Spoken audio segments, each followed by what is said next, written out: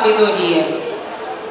Eu quero cumprimentar ao excelentíssimo doutor juiz de direito, Eugênio Guilherme Lopes, pela forma harmoniosa como Vossa Excelência tem conduzido os trabalhos essa noite, aos auxiliares da Justiça, aos representantes do Ministério Público, aos meus caros colegas advogados de defesa e a toda a plateia que vieram prestigiar o nosso trabalho. E em especial a Vossas Excelências, senhores jurados, que nesta noite irão decidir o destino, o futuro desse jovem rapaz de 18 anos. Eu peço a paciência de Vossas Excelências, eu vou ser bem breve. O que estamos analisando nesta noite é o ocorrido no dia 24 de maio do ano de 2010. A vida pregressa é um pouco complicada da gente falar, porque o Ministério Público ele se equivocou, porque eles falaram e não mostraram qual é o processo que Bruno responde antes dos dias desse fato. É como a doutora Isabela bem falou, que quando se trata da nossa casa, nós queremos um direito mínimo. Agora, quando se trata da casa dos outros, da casa do vizinho dos outros, dos irmãos dos outros, nós queremos um direito máximo. Não é verdade? Por isso eu quero pedir a Vossas Excelências que tenham um papel principal nesta noite. Vocês são os juízes da causa. Não é o Ministério Público, não é o juiz togado. São vocês, Vossas Excelências. E para que a justiça seja feita nesse caso, Vossas Excelências precisam se despir de todo e qualquer preconceito e especulações seculares. A base de 3 critérios básicos, Vossas Excelências: a verossemelhança, a razoabilidade e a credibilidade. E o que seria a verossemelhança? É aquilo, Vossas Excelências, que mais se parece com a realidade dos fatos. É aquilo que é normal das ações humanas. E o que seria a credibilidade? A credibilidade seria pesar e entender que as testemunhas arroladas pelo Ministério Público possuem credibilidade suficiente para que Vossas Excelências possam se pautar na decisão que vai decidir o futuro desse rapaz. E o que seria a razoabilidade? A razoabilidade, Vossas Excelências, é a pena que deve ser compatível ao caso concreto. E eu peço às Excelências esta noite que pesem, que pensem que o que aconteceu com a vida deste rapaz poderia ter acontecido com qualquer um de nós presentes, pois não se trata de um crime altamente premeditado, como diz o Ministério Público. Eu vou esclarecer como aconteceu o disparo, que o nobre promotor Murilo disse que ele premeditou, e se equivocaram quando disseram que ele nunca namorou Leonilda. Ele namorou Leonilda sim, e terminaram o namoro. Na página 6, você pode ler o depoimento do Bruno, e ele diz o seguinte: ele namorava com Leonilda e terminaram amistosamente. Pergunto para Vossas Excelências, quem de vocês tem uma irmã e que namora com um cara vadio, dissimulado, o cão chupando manga? Quem diz, como disse o doutor Murilo nessa noite, vocês iriam permitir abrir as portas de sua casa? Apenas 5 minutos para abrir as portas de vossas casas, da casa do Cláudio? E que ele frequentava a casa do Cláudio cotidianamente, o que consta no depoimento do vigilante, que morava na proximidade da casa do Cláudio.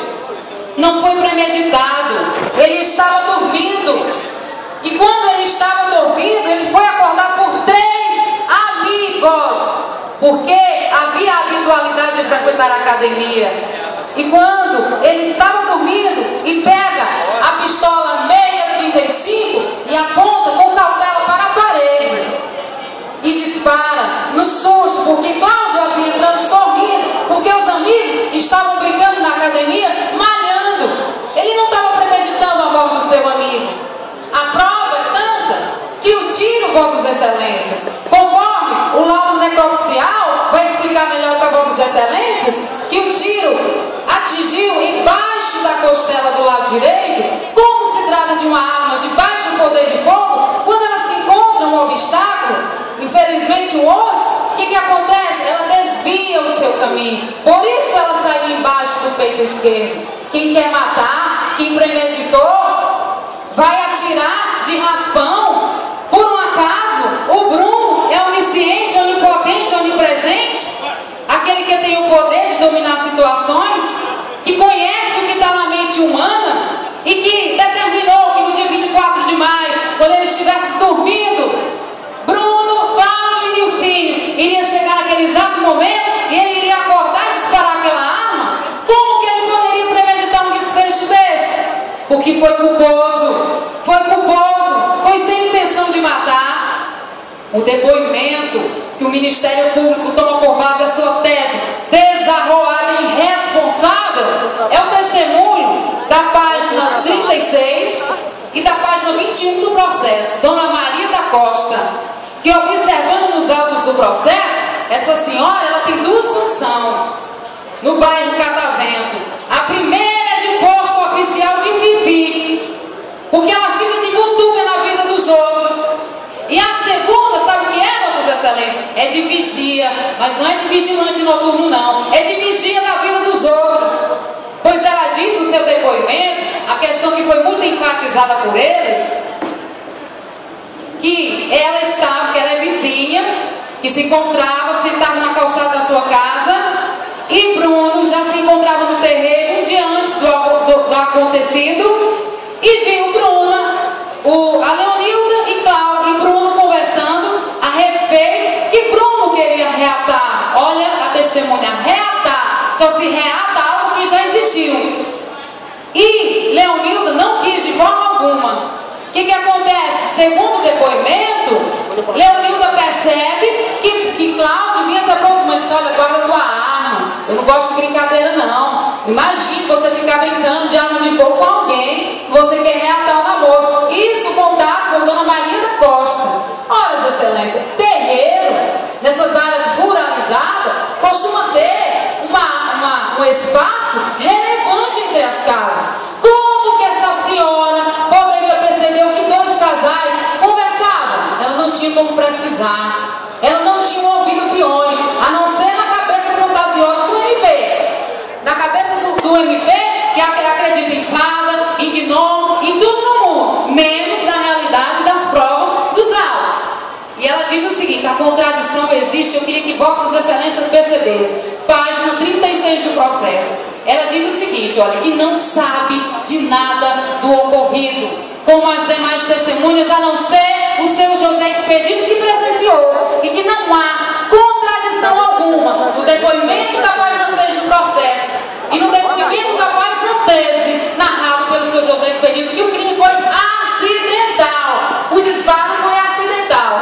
E ela diz o seguinte, lá na página 36 do processo, que ouviu Bruno dizer para a Leonilda: eu vou limpar uma bala, preste atenção nesse detalhe, uma bala, e gravar 3 nomes em uma única bala. Olha o que ela diz na página 21, no depoimento na polícia: que iria limpar a arma, iria guardar a arma, mas por outro lado iria limpar 3 balas, 3 balas, o que mostra, claro, a contradição. Por isso eu peço a absolvição de Bruno esta noite. Para a defesa está encerrado.